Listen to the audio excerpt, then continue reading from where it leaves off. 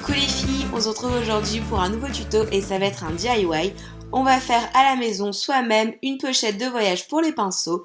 Vous allez voir que c'est un tuto ultra simple, ultra rapide et surtout très économique puisqu'au total j'en ai eu pour un petit peu moins de 4 €.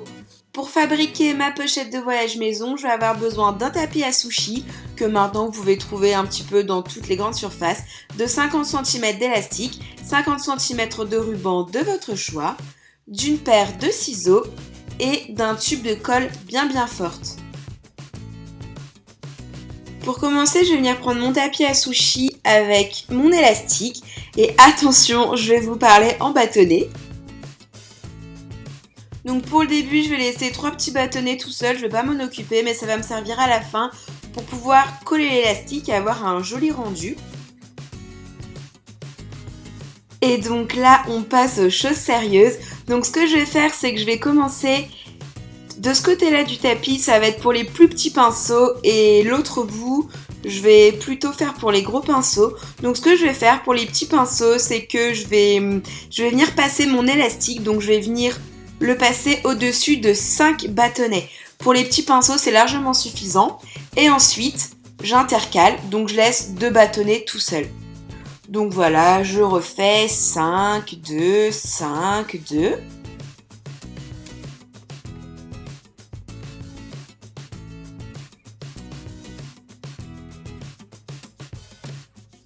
Donc voilà, de plus près un petit peu ce que ça donne si jamais mes explications n'ont pas été assez claires.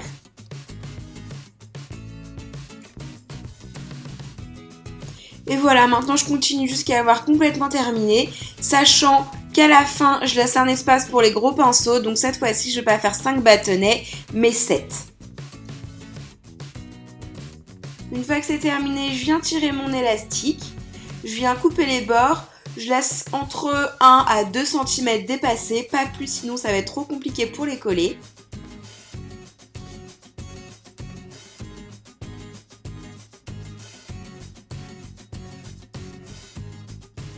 Ensuite, maintenant, c'est l'étape de la colle, donc je vais en déposer sur mon élastique. Et puis, je vais venir également en déposer sur mon petit tapis à sushi.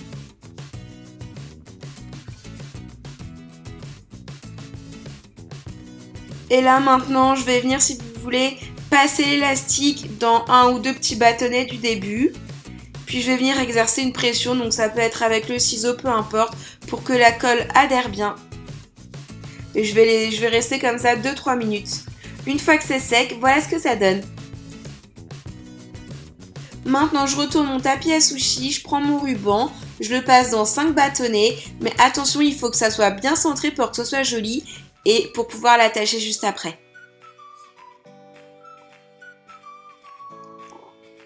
Il ne vous reste plus qu'à ajouter tous vos pinceaux, à le rouler et à attacher votre ruban. Voilà les filles, j'espère que cette vidéo vous a plu. Si c'est le cas, n'hésitez pas à me mettre un petit like ou un petit commentaire, ça fait toujours plaisir. Et en attendant une prochaine vidéo, je vous fais plein de gros bisous et je vous dis à très vite.